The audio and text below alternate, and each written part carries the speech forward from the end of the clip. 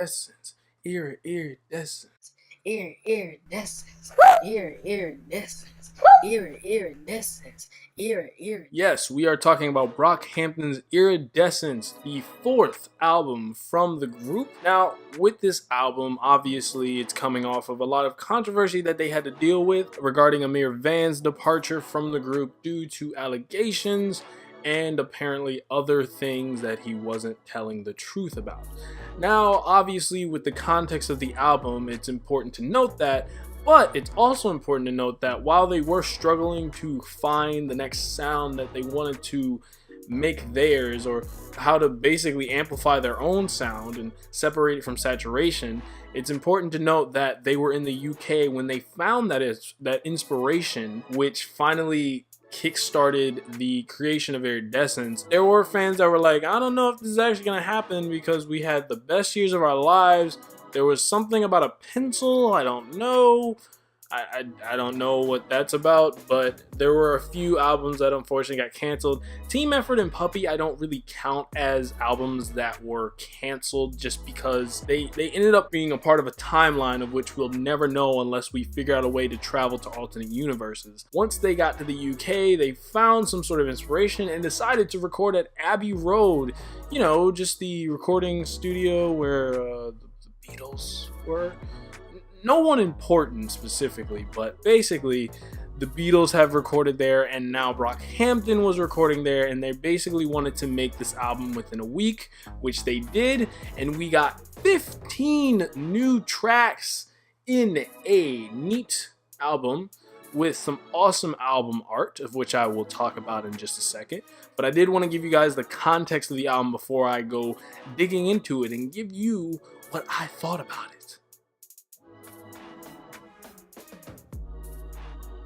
Initially, when I saw this album art, there wasn't anything that struck me particularly other than the display of a pregnant person. I was like, oh, okay, they're pregnant. Oh, all right. There was nothing really about it that kind of hit me, but after giving the album a few listens and taking a look at it a little further, I realized that potentially, metaphorically, what it can mean is the birth of Brockhampton anew. They're kind of pretty much have washed their hands of Amir at this point, and now they've have a full album without him.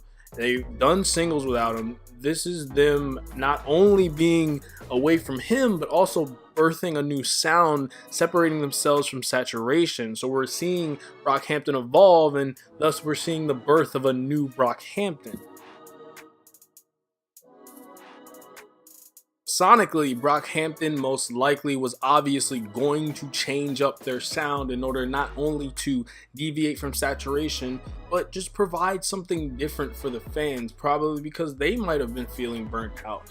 And with that, we got Iridescence sound, which, if I could characterize it, basically sounds like what I assume a thermal imaging processor would look like, would sound like if you're listening to it. I don't know how you would listen to an image, but I think that's what they took that thermal imaging thing for, was because they were like, this is how it sounds. And when they released Jover before the album came out, I was like, okay, yeah, this is how I would picture a thermal imaging processor in my head. But if I transferred that image into audio. Overall, I really did enjoy this sonically. I like the little details that were here and there. There is the cash register ching in Vivid. There's this eerie synth sound in Berlin. And I really did like the little echo that was in Honey. I really enjoyed these tiny little details that came up. In Berlin, there also was the car, but I think that was so prominent in the beginning that it didn't really seem like a little hidden thing. Other things that I noticed, the transitions on this album are so incredibly smooth that if you are about to listen to it for the first time, I don't know why you'd be listening to it for the first time now, but if you're going to listen to it the first time, there will be transitions where they hit the next song and you don't realize it. This was me when I listened to it first, initially. Basically, I was listening to New Orleans and then it transitioned into Thug Life, and I was just like, oh, this is just the outro, until I checked my phone and realized that this was Thug Life, which I only figured out because I was like, oh yeah, I did see the track list which said Thug Life on it. And so these transitions will catch you slipping. You will not notice sometimes when these songs switch over, which is really cool. As far as the rest of it goes, I did like one specific part from a song that I did really like, other than the transitions, were the beat switches on Wait. The way it kind of sounds like Kevin's fast forwarding from his teenage years of trying to figure out his sexuality and wondering if there was something wrong with him, to in the way that it switches up and everything kind of sounds like it's speeding up. It's not like in Saturation 3 where they were using like a little reverse sound effect where they were just kind of making it sound like a film was being reversed. They personify the speed through the music instead of using a literal sound effect that would kind of tell you like, hey, this is where he's growing up and stuff. They use that and we get into Joba's verse and we get into the rest of the verses. It's really cool. So I really appreciated not only the little details, but beat switches like that. Another beat switch that I really love is on District, when it softens up from the intensity that it was having at first, and it kind of has this nice little sweet guitar just sneak in there, and suddenly everything feels like it's in slow motion. These details and these transitions and these beat switches aren't necessarily something new for Brockhampton, but they are putting it with this new sound and making something that I believe is truly enjoyable to the ear. And if you aren't into experimental music, I think this could be one of your first forays into that. The only real dislike I had was on, I want to say, Berlin, when it ends with the little explosive, like the stereo just starts exploding and they hit you with it, like it gets louder and louder. I think for some people that might be a little abrasive, and the girls moaning at the end, I don't know. For me, it just, that part didn't really add up. But other than that, I wasn't like, oh, okay, now I'm just not gonna listen. Like, I hate this song now. Like, I still listen to that song, I just kind of skip it a little bit at the end. Beyond that, sonically, I think that this is a very fun album to listen to, even if it does have a more serious tone and there's a lot of contemplative things within it. It's not so serious that you can't have fun listening to this. My favorite songs had a definitive order, but they have a 1A and a 1B. So I'll start with 1A at the moment is Tape, and then 1B is Jovert, and then it kind of just goes from there. There's District, Honey, and Berlin. These are the songs of which I love immensely. However, that does not mean that the other songs on the album aren't good to me. I actually really love the outro from Fabric, but the song overall isn't like, like I don't get freaking excited about it. Right now, I currently have Tape and Jover as my two that I play the most. District is kind of a close third, of which I do play a lot. I suppose these, the reason that I have Jover and Tape in between each other is because depending on my mood, I'll listen to one. If I want to feel like, you know, like I want to feel like an underdog that is really coming through and not being defeated by necessarily the demons or the people that look down on him, that like Tape is the perfect song for that. I feel like actually emotionally for me, Tape has much more weight than Wait. However, I do not want to understate the importance of Wait. I think Wait is really fantastic, especially musically. And I think for people who are homosexual or bisexual and trying to figure out themselves and worrying if there's something wrong with them, seeing someone like Kevin Abstract be a prominent figure in rap and talk about that in what genre has considered that kind of not the best thing for optics, it's really cool to have an out rapper like that for people who are of like I said, the homosexual or bisexual sexualities. I definitely don't want to understate just that, but how Kevin also mentions how Ashlyn was dealing with, or is still dealing with, self-harm issues and stuff about his razor. Things like that are very important to not normalize, but bring attention to and show that these guys, while they are on a really high level right now and they are dealing with fame, they still have a lot of things that weigh them down just like the average person does. And so it's also really cool that they mention that and they talk about that. That for me personally, when I am like in my feelings and want to feel inspired, I suppose you can say, Tape is my go-to. I just love every one of the verses on there. And I think Matt's is probably my favorite, when he like starts saying like, tell them they work for me now, tell them I don't take shit now. It's just like I feel so like energized by it. I feel energized by all of the members taking everything that they feel puts them down but continuing to push on. Joe Vert for me feels like the banger on here. I have to disagree with Kevin on Twitter, because recently on Twitter he said that they didn't really have any bangers on here because they were all sad, and while I can feel that they were all sad on here, Joe Vert is friggin' lit. I love it. You got Matt in the beginning with his very quick intro verse. I love Joba's aggression. Holy crap. I know that people right now are feeling like it's probably better than Heat, and I am one of those people. However, I can also understand that I'm prisoner of the moment. I think once this album truly does settle, we have like a year with it, and we can compare and contrast the Heat verse with the Joe Vert verse. I still think Joe Vert is gonna win, because while we had that aggressive Joba in there saying F you, I'll break your neck so you can watch your back, like that was so cool, but it was such a small moment.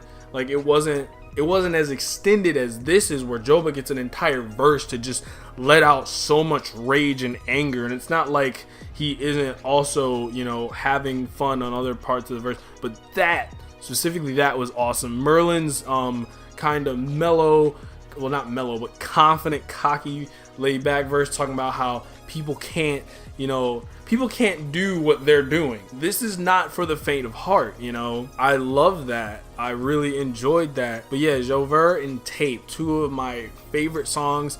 District, like I said, I love the way that like has that little guitar beat switch. I don't know what the sample of the girl talking, I don't know if that's like, I don't know, like I don't really know many people from Britain, so I have no idea who they're sampling there. I don't know what the significance behind that is right now. I do know when they were talking about weight, I kind of understood it, how like there are many different dangers in life that can literally weigh you down. But for the District one, I didn't know what it meant. But like I said, I love the beat switch. I love the sound behind it.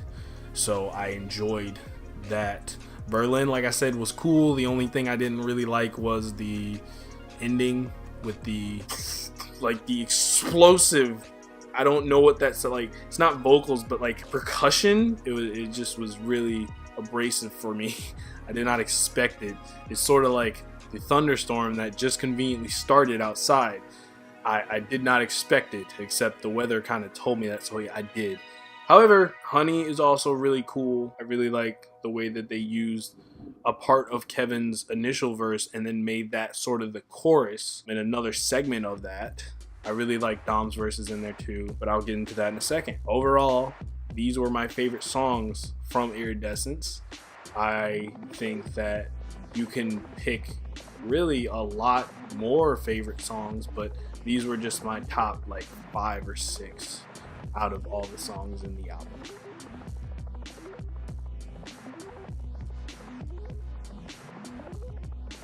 I have a ranking for my favorite lyrics on here. It's more that I just found these lyrics particularly intriguing or very, very nice in terms of detail.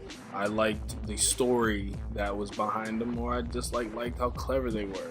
So, going off what I wrote down here, we're born with a dollar attached to our tempo. That's Joba on Weight. I really liked how this related to basically how money drives us and how it pushes us to live, and it has a very strong effect on our lives from basically when we're born, and how fast we move is only really one tiny detail in how our entire life goes, but the tempo of which it moves, how money can affect that, is very significant. So I really did like Joba's little line in there. I thought that was really cool, and I was like, wow, that that means a lot if you really take a minute to think about that, how striking that can be. Well, it's a rough patch for the parachute. They going AWOL right when the lightning zoom. Matt Champion on Jovert. Now, I don't know if this lyric is right, but I just wanted to do off what I heard, and then I'll obviously put the corrected lyric here somewhere. I thought that was dope. It basically talks about how people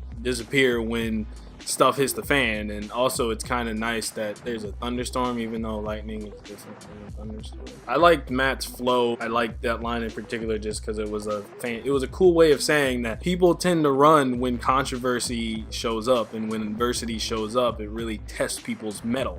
So in a way, you can flip that line to actually have a different meaning other than literal, oh my god, lightning is coming at me, I'm disappearing. So I thought that was nice. Till the casket drops, I will play God. Joba on Jovert. Joba's line, till the casket drops, I will play God, I thought was something that was different. It was in a way saying like, I will not be lesser than, I will not play somebody else for somebody else's fiddle. I will not be anything but the greatest that I can be.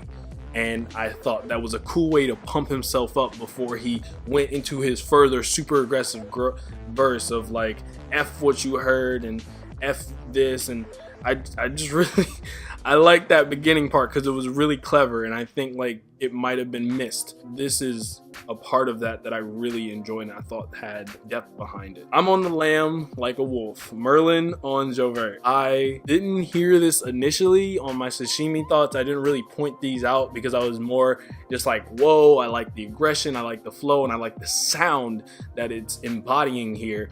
But this little line I just thought was clever because basically he's saying like he's not only on the lamb like running from cops or whatever, but he's like a wolf, so he's also about that bread, about that money. At least that's what I think he might be referencing here. He's on the lamb like a wolf because he's always trying to find that next thing to attack, whether it be money or drugs or whatever. He's not really a person who is laying back when it comes to Merlin's work ethic. You cannot question it. Every summer in the city feel like Columbine because you got to get yours and I got to get mine. Dom on Honey. I thought this line was just awesome, but like also really sad. I Jesus Christ, because if you think about it, it's just basically we're always at war with each other because we're trying to we're trying to get to a better place, whether it be financially or mentally, but most likely this is relating to financials in terms of making money, how people might murder or push someone else to the side relating to a job or just getting like physical cash, money. It goes back to the Joba line where he says, we're born with $1 attached to our tempo. It just feeds into that idea. Even if it's a completely different song on Honey, I just thought that was a nice one. Another line that I liked was where he talked about how basically he didn't care about the left or the right. Not that he didn't care, but he doesn't subscribe to either ideology. He's not like on the left or the right. He's basically like, because when it comes down to it, when African Americans are murdered or killed in an unjust fashion by police, there's not the same level of care that these politicians have. They seem to only be in it for a certain agenda instead of being in it for their constituents or the people, which is true. And unfortunately, subscribing to the left or the right does not spare you that expense if you are a person of color. You still will deal with some form of discrimination. And so politically, it's very hard for someone, if they are aware of this or if they care about this, it's very hard for them to just say like, I'm a fan of both, when both can be corrupt and have certain situations in which they don't help people of color. The last one, don't let them treat you like a window when you know it. Well, don't let them treat you like a window, you know you a jewel. Dom on Wait. I really like this one because it was a cool way of saying like, don't let yourself be a welcome mat. Don't let people walk over you. Don't let people treat you like you are lesser than. Dom is really one of the pioneers in Brockhampton of just bringing yourself up. Even though Brockhampton doesn't embody that, Dom is one of the main people that's always about like self-love and being better than you believe you are, and you know, pushing yourself to care for yourself and not hate yourself so much. And I think that's really important to have someone like that. Not saying that he literally came up with the idea, but he's one of the main people in Brockhampton that does it, and I really do appreciate that. Obviously, Kevin is a huge advocate for gay rights and stuff like that, which he should be. And you know, it's awesome to see basically like this rap group caring so significantly for the generation and trying to make music that encompasses not only the problems but potential solutions that we might have, and believing in ourselves. And these kind of things are very important for not only this generation but the next generation to carry forth, especially with all the significant problems that we deal with currently and may deal with in the future, and also the past problems that are affecting us now. So these were my favorite lyrics in the entire album. Obviously I have a lot more, but I don't want to be talking for 30,000 minutes. I want to only be talking around 30 or 20 here. So this was that.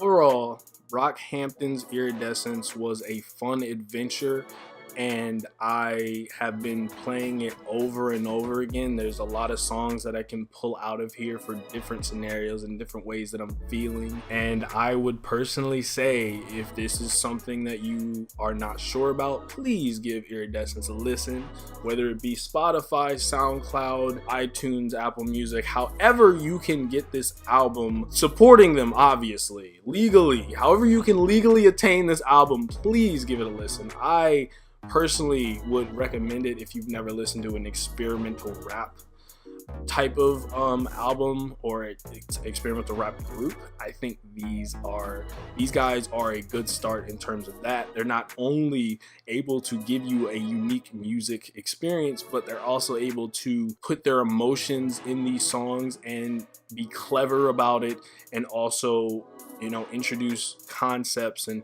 work within concepts in order to bring about a awesome album. So if you have not given Brockhampton a listen and you would like to learn about the current Brockhampton state, Iridescence is going to be your one-stop shop for that. If you'd like to listen to the old Brockhampton after this, it'll give you a feel to compare and contrast where their sound was and where their sound is now. Definitely make sure to also listen to The Best Years of Our Lives. Make sure to listen to the snippets that were going to be from Puppy, and definitely just do yourself a favor and listen to Brockhampton. I think that Brockhampton is a group of which we are seeing evolve and grow, and I just hope that they do get to the #1 album because they deserve it. Whatever you think of this album, let me know. I like it. I think it's great. Well, this guy says I don't have a thermal imaging thing for this, but kaboom, kabop, X-ray can't be topped. Stream Iridescence, y'all.